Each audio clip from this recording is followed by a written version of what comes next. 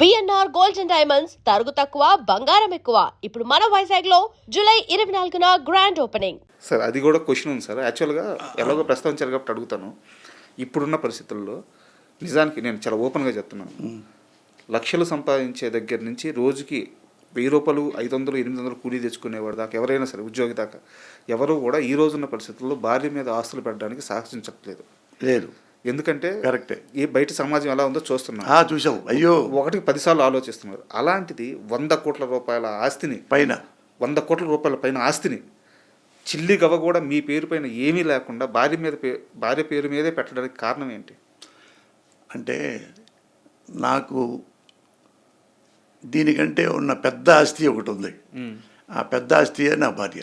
Sir డబ్బులు వెంట్రుక ఇవాళ వస్తాయి, రేపు పోతాయి అంటారే. దిల్ దియా దేవాను ఇంకో దౌలత్ దిగా గుండో ఇంకో అని. అది డబ్బు ఎప్పుడు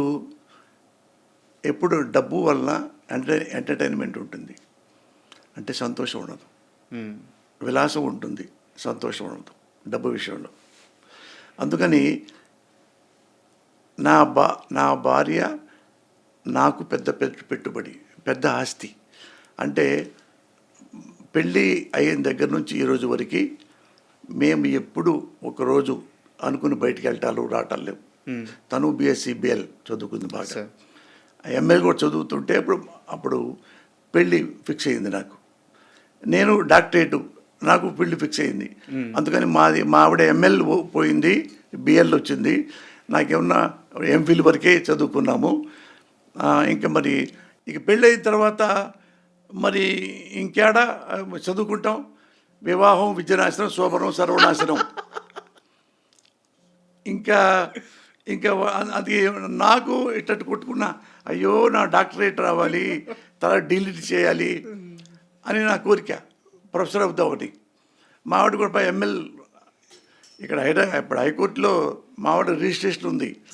ఎంఎల్ కూడా చేస్తే ఆమెకు పెద్ద జాబ్ వచ్చేది.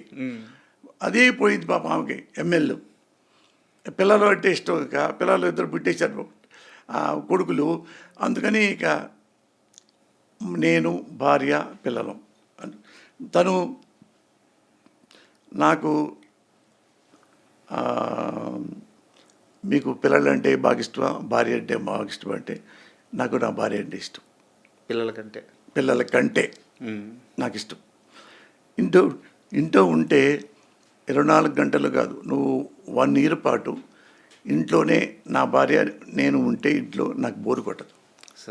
అసలు బోరే కొట్టదు. ఎప్పుడు నవ్వుకుంటూ ఉంటాం, ఎప్పుడు సంతోషంగా ఉంటాం.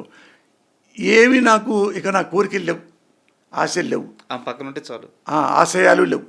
ఇల్లు భార్య, తర్వాత బిడ్డలు కాదట్లా ఫస్ట్ ప్రిఫరెన్స్ అది. అయితే ఇంత పెద్ద స్టార్ రైటర్ కదా సార్, అంటే ఇండస్ట్రీలో ఏదో ఒక చిన్న గిల్లి కజ్జాలు కానీ పక్కన వాళ్ళు వచ్చి గెలడం కానీ ఇలాంటి ఏదో ఉంటాయి. ఏ రోజైనా పోసానికి ఇష్టం పడ్డ జీవితంలోకి బయట నుంచి అమ్మాయిల నుంచి మెసేజ్లు, ప్రపోజల్స్ ఇలాంటివి వచ్చినప్పుడు ఎలా తీసుకునేవాళ్ళు, ఎలా రిజెక్ట్ చేసేవాళ్ళు? అసలు ఆ టైం లేదు రాజా సార్. అంటే నేను టైం ఉంటే ఏదో పిచ్చి పనులు చేస్తారండి కాదు. నాకు ఆ బ్యాక్గ్రౌండ్లో మా నాన్న చనిపోయిన తీరు, ఆత్మహత్య చేసుకొని అయ్యో పిల్లాడికి డబ్బులు కూడా లేకుండా, చదువు లేకుండా అన్నీ బాగుంటానని చెప్పి తెలియకుండానే ఆత్మహత్య చేసుకున్నాడు. నాకు నీడ్ ఏంటంటే కుటుంబం. మా అమ్మ ఎవరికి ఇచ్చే జాటదు. అప్పుడు పూరి గుడిసెలో అలాగే ఉంది తప్ప ఎవరి కోసం వాళ్ళ అమ్మను కూడా అడగదు, కనీసం అమ్మను కూడా అడగదు. అలాంటి తల్లి కోసం నాకు ఇది పడింది. అది మద్రాసు వెళ్ళిన తర్వాత, మద్రాసు అడగండి మీరు ఎప్పుడైనా, పొద్దున్నే 4ంటికి లేచుతా. 4 నుంచి వైఎంసీ గ్రౌండ్లో వెళ్ళిపోయి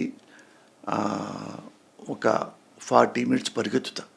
తెల్లారిగట్ట 4ంటికి లేచి 4:15కి వెళ్ళి వచ్చి స్నానం చేసి 6ంటికి కరెక్ట్గా పర్చూరు బ్రదర్స్ దగ్గర ఇంటి ముందు ఉంటాను.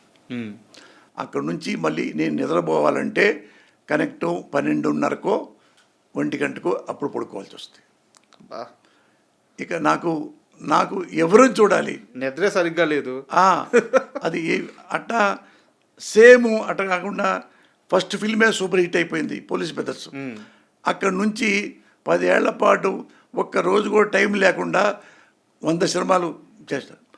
అది నేను రాసి ఇప్పుడు ఏ రంభ ఉర్వశి అదే తొక్కడానా ఏమీ నాకు అట్లాంటివి ఏమి లేవు, రాలా. అంటే మాకు డబ్బు కావాలి, వచ్చిన బ్యాక్గ్రౌండ్ కష్టాలు కావాలి, చూసిన మా అమ్మకి ఏమైనా చేయాలి, నేనేం చేయాలి అంటే ఒక మా నాగార్జున యూనివర్సిటీలో హెడ్ ఆఫ్ ద డిపార్ట్మెంట్ ఉంది, తమ్మారెడ్డి నిర్మలా మేడం అని. ఆమెకు నేనంటే ఇష్టం. ఏది మంచివాడు పోసారి కృష్ణమురళి, పాపం ఈ పిల్లవాడు బాగా చదువుకోవాలి అనుకుంటూ ఉండేదంట. అప్పుడు నాకు ఫస్ట్ ఫిల్మ్లో పెద్ద హిట్ అయిపోయి అందరు పేపర్లు గొప్పగా రాశారు. ఈయన మొత్తం ఆ పేజీ పో పేజీ అంటే ఆమె ఇప్పుడు సెటిల్ అయిపోయాడు కావాలా, అయిపోయింది అని ఏమంటే అన్నపూర్ణ స్టూడియోకి ఫోన్ చేసింది. ఆమెకే వచ్చారో నాకు తెలియదు. నేను అప్పటికే ఒక్క సినిమా అవ్వగానే 14-15 సినిమాలు చేతుల నిండా ఉన్నాయి, ఏం చేయాలి తెలియట్లా. అయినా రాత టక రాసుకుంటే వెళ్ళిపోతా, ఈజీ కొట్టేస్తా ఒక్కొక్క సినిమాని. ఎప్పటికీ అమ్మో ఇన్నుండే ఎట్ట లేదు, ఎన్ని వస్తే అని చేస్తా. ఇంకా గట్టిగా చెప్పదలుచుకుంటే 1 డే సినిమా మొత్తం రాస్తా. 1 డే సినిమా మొత్తం రాస్తా, అంత కెపాసిటీ రైటింగ్లో ఉంది. అది వెళ్ళిపోతా. రాము గారే నన్ను అడుగుతా, రాము నన్నే చెప్పింది రికమెండేషన్ అందరికీ, పోసాని కృష్ణమురళి అతను చాలా బాగా రాస్తాడు, అతను పెట్టుకోండి అనేవాడు. ఆర్జీవి గారు. ఎందుకంటే నేను బాయ్గా ఉన్నప్పుడే